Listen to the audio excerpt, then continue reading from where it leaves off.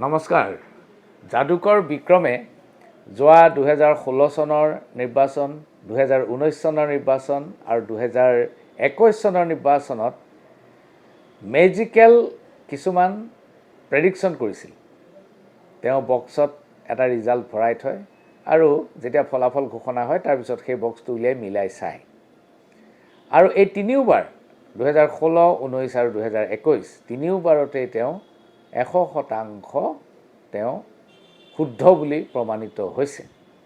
মই আশা ৰাখিছোঁ এইবাৰো যাদুকৰ বিক্ৰম 100% শুদ্ধ হ'ব।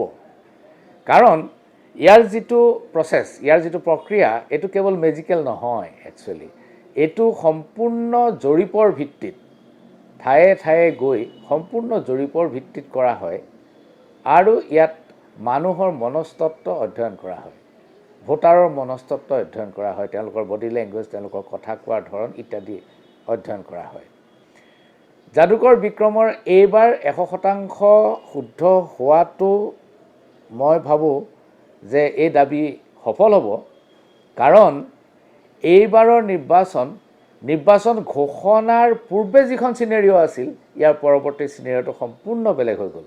আৰু 29 তাৰিখৰ পিছত যেতিয়া বক্স বন্ধ কৰিব, ইতিমধ্যেই মানুহৰ মনস্তত্ত্ব স্পষ্টকৈ জনাটো সুবিধা হ'ব যাদুকৰ বিক্ৰমৰ। গতিকে মই আশা ৰাখিছোঁ অসমবাসীয়ে অধীৰ আগ্ৰহেৰে ৰৈ আছে যাদুকৰ বিক্ৰমেনো 4 তাৰিখৰ পিছত কি ফলাফল আমাৰ আগত দেখুৱায়। সেই ফলাফল 4 মে'ৰ ফলাফলৰ লগত একে হয় নে নহয় আমি চাই থাকোঁ আহক।